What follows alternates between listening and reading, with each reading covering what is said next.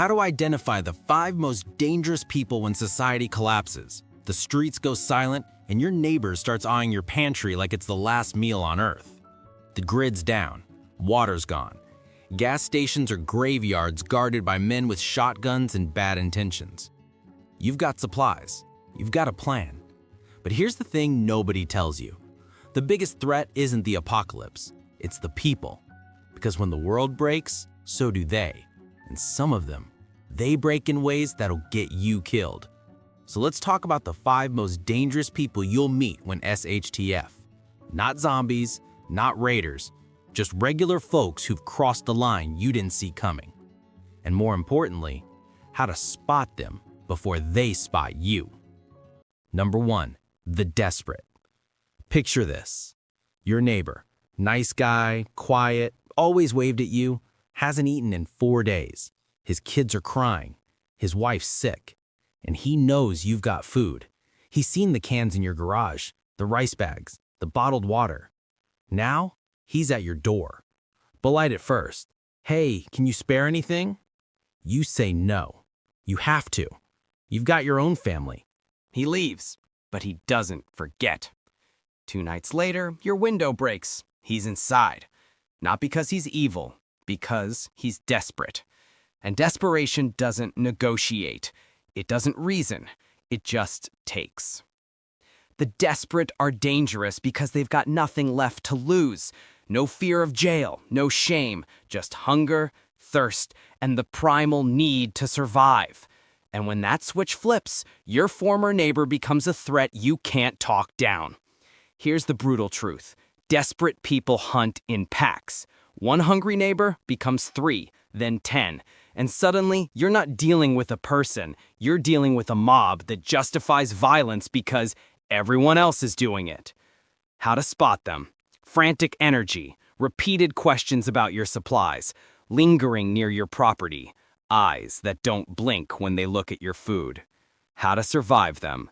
Keep your abundance invisible. No bragging, no showing off. Appear as broke as everyone else. And if you help, do it smart. Small amounts, never your main stash. Because once they know you've got more, they'll come back. And next time, they won't ask. Number 2, the manipulator.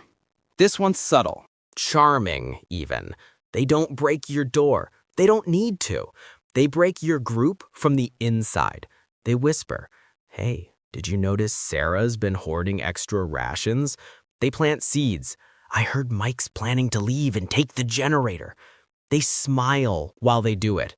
And before you know it, your tight-knit survival crew is tearing itself apart over rumors that never existed. The manipulator thrives in chaos. They don't want your food, they want control. And the easiest way to control people? Turn them against each other. And here's what makes them lethal. While everyone's fighting each other, they're quietly stockpiling the best supplies, building alliances with the strongest members, and positioning themselves as the reasonable one who will pick up the pieces when your group implodes.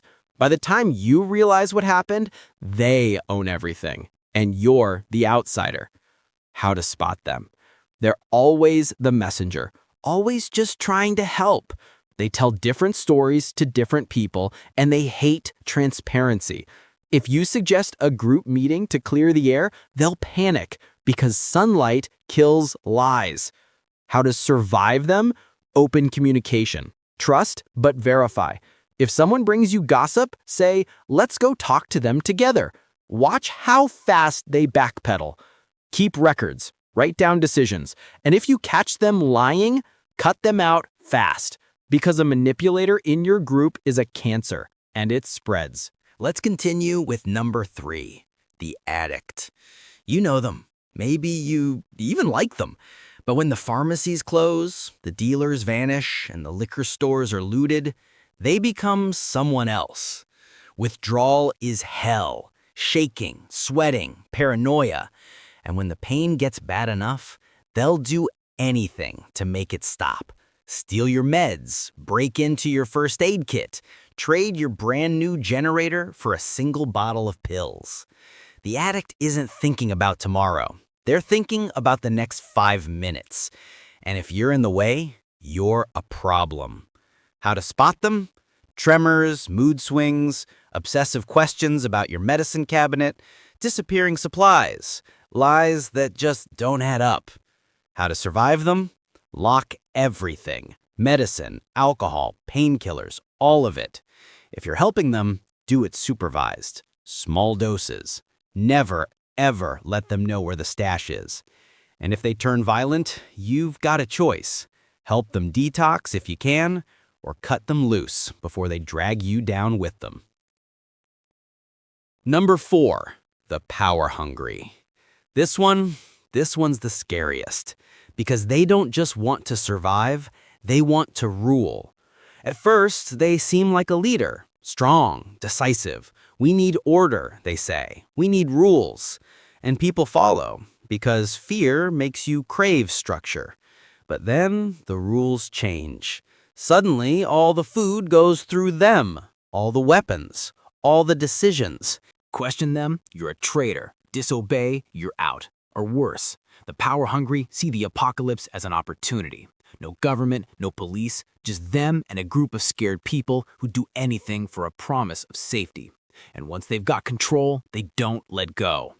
How to spot them? They consolidate resources, they demand loyalty, they punish dissent, and they always position themselves as the only one who can save you. How to survive them? Prevent it early, shared leadership, rotating roles, transparent decisions. If they're already in power, build a quiet coalition, gather allies, and if you can't overthrow them, leave. Because living under a tyrant isn't surviving, it's just dying slower. Number 5, the pretender. A stranger shows up, exhausted, hungry, unarmed. Please, they say, I just need a place to sleep. You let them in because you're a good person, and they seem harmless. 2 days later, your best gear is gone. Or worse, they've unlocked the back door and their friends are pouring in. The pretender uses your compassion as a weapon. They play weak, helpless, trustworthy. And while you're busy being kind, they're mapping your defenses, counting your supplies, and planning their exit. How to spot them? Their story changes. They push for access too fast. They bristle at boundaries, and they're always watching your routines, your stash, your weak points. How to survive them? Gradual trust. Help if you want, but keep them at arm's length. Give them small tasks. Watch how they handle them. Never reveal everything. And if their story doesn't add up, confront them with backup. Because if they're lying, they're dangerous. And if they're not, they'll understand. The takeaway: the desperate, the manipulator, the addict, the power-hungry, the pretender. 5 types, 5 threats. And none of them are monsters. They're just people. People who broke under pressure. People who chose survival over morality. People who saw the apocalypse and decided to take what they could. And the scariest part? You might not see them coming. Because they look like neighbors, friends, strangers in need. But now, you know. You know the signs, the patterns, the red flags. So when SHTF, you won't just survive the chaos, you'll survive the people in it. Stay sharp, stay hidden, and remember, in the wasteland, trust is a luxury, and luxuries get you killed.